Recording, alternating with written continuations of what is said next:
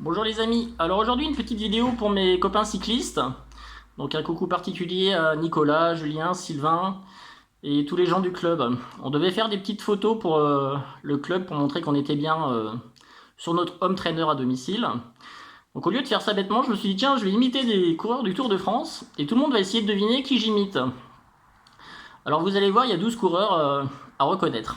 Alors le premier, c'est facile parce que c'est le seul qui a couru à côté de son vélo. C'était dans le Mont Ventoux. Donc il court un peu comme il pédale en fait. Et il avait plus de vélo, c'est pas grave, il continue à pied le gars. Même pas peur. Après sur son vélo, il est toujours aussi élégant. C'est-à-dire comme ça. Et le gars, il a une spécificité, c'est qu'il regarde jamais en route.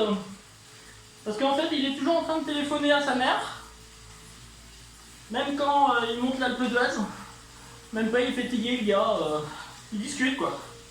Il est comme ça. Bon, et devant lui, de toute façon, il y a 3 ou 4 gars qui roulent accessoirement plus vite que lui pendant 3 semaines. Donc j'ai nommé Michael Landa, Tchaikovsky, Pouls, Richie Porte, qui le traînent pendant 3 semaines. Puis lui, il a plus que le contre-la-montre à faire. Alors il est aussi comme ça quand il descend. C'est vachement, ça reste élégant. Même comme ça, des fois il est...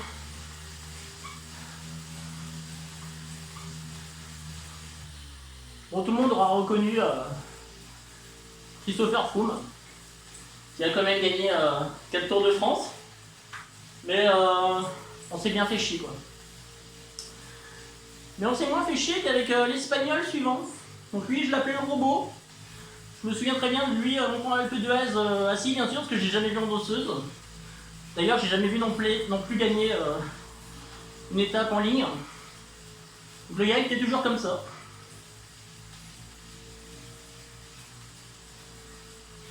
Mesuré à 525 watts quand même sur une étape à Hautacam. Alors que la limite du seuil du dopage est estimée à 425 watts. Donc lui, il était à 525 watts. Donc le gars, c'est un mutant, c'est un monstre. Donc tout le monde aura reconnu Miguel Indurain. 1m88, plus de 80 kg. C'est un petit peu comme si Jean-Marc nous larguait tous en montant le Salève, quoi. C'est un peu improbable, on va dire. Voilà, donc Indurain. Je crois que les 5 tours les plus chiants de ma vie. Alors là, on attaque un petit coureur français. Très malin. Donc là, je vous le fais quand il perd son maillot jaune. Au bout de 13 jours.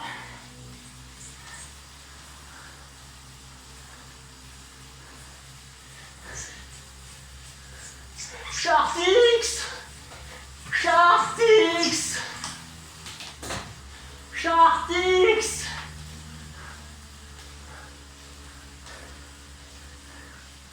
Vous aurez tous reconnu Thomas Leclerc. De loin pas le plus gros moteur, mais un petit gars très malin. Hein. Thomas Leclerc. Alors toujours un coureur français. Qui n'a pas gagné le Tour de France lui non plus. Mais il a gagné 2 belles étapes. Donc lui, quand il est fatigué, il est suivi par un roi comme ça. Petite crispation des dents.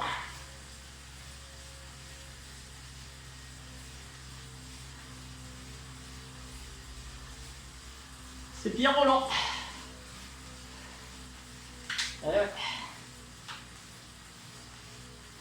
Bon alors le drapeau breton, hein, c'est juste pour pas renier mes origines. Il faut savoir quand même que les victoires franco-bretonnes sur le Tour de France, c'est 11 Tours de France. 5 pour Hinault, 3 pour Louison Bobet, 2 pour Lucien Petit-Breton, le bien nommé, et 1 pour Jean Robic. 11 Tours de France. Merci la Bretagne. Alors là, j'ai besoin d'un petit accessoire pour le suivant. Vous allez tout de suite reconnaître. Voilà, alors lui, le vélo pour lui, c'est facile. Il pourra en faire comme ça, je pense.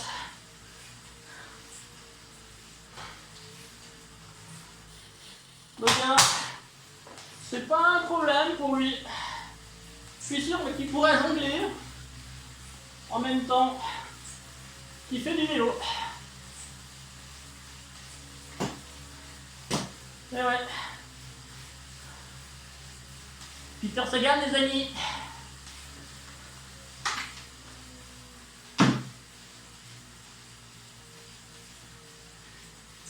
Alors là, un petit coureur espagnol. Très très élégant, la classe. Il tourne un peu des épaules comme ça quand il monte. Ça plie pas mal du cul. Il a gagné 2 Tours de France, Tour d'Italie.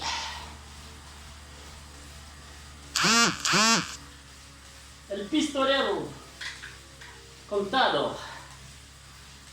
Coureur très élégant. Alors là, je peux enlever le casque parce que le casque, c'est pour les nouveaux coureurs. Le casque il est obligatoire depuis 2003, après la mort de Kivilev sur Paris-Nice.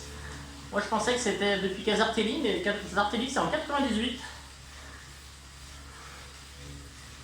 Donc là, un coureur français très populaire,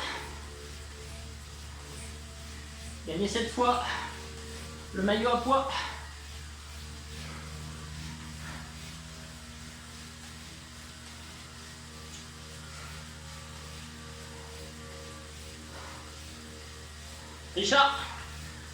Richard Cœur de Lion, Richard Virenque.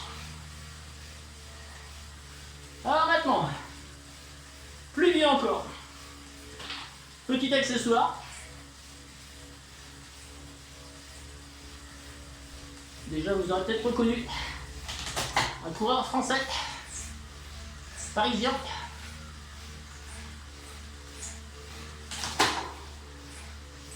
Ah, mais il manque un petit détail là. Vous pouvez pas reconnaître. Ah oui, ça arrive. L'intellectuel du peloton qui a perdu un Tour de France pour 8 secondes. Mais bon, il en a quand même gagné 2. C'est déjà pas mal.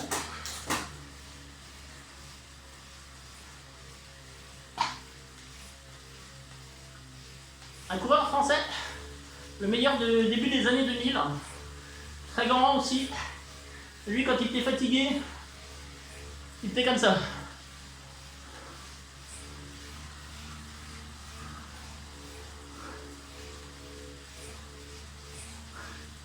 Et Christophe Moreau, les amis, Christophe Moreau.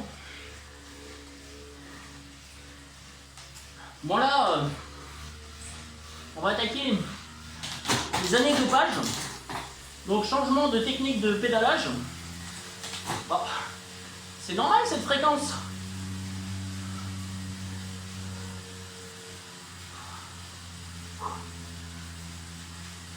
Ils sont où les autres? Bon, Armstrong, je vous invite quand même à aller voir sur YouTube l'étape de Blizzard Eden, la seule fois de sa carrière où il tombe. Et là, le gars, je crois qu'il oublie qu'il est dopé. Et il remonte tout le monde comme si c'était des enfants qui faisaient du vélo avec lui, quoi. Puis là, tout d'un coup, il dit bon, c'est bon, la papa va s'entraîner maintenant.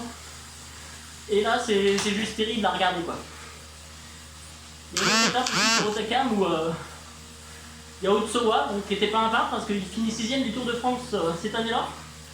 Il a 10 minutes d'avance sur Armstrong sur la dernière montée. Donc même de nos jours, 10 minutes dans un col, on se dit l'étape elle est gagnée, quoi. Mais avec Armstrong, bah non en fait. C'est tout à fait possible. Hein. Et le gars il relance, il relance, il relance, il relance. Sans arrêt, sans arrêt. Tout le temps, tout le temps, tout le temps. Avec des fréquences de dingue. Donc lui aussi c'est un mutant.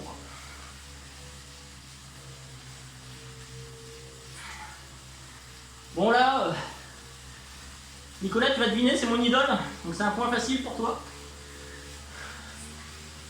Qu'est-ce que t'as, toi? Ils t'ont collé ou quoi? Putain, dégage! Dégage!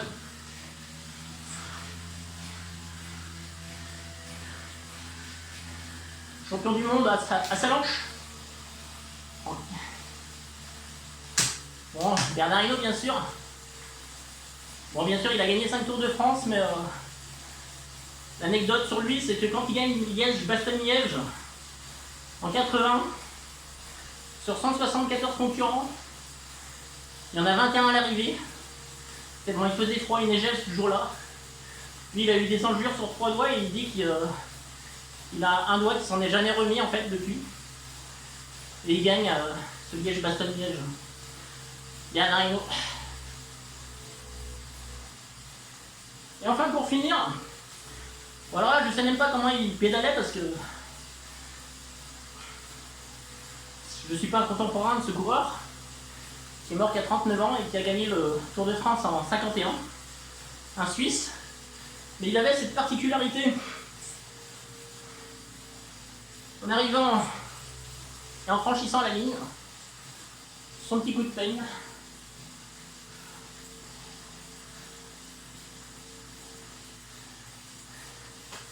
Hugo Coblet, un Suisse. Voilà, bon, j'espère que je vous ai diverti pendant quelques minutes. Si vous avez c'est encore mieux. Et puis me cherchez pas le 11 mai parce que moi je serai en haut de la Colombière. Allez, à bientôt, ciao.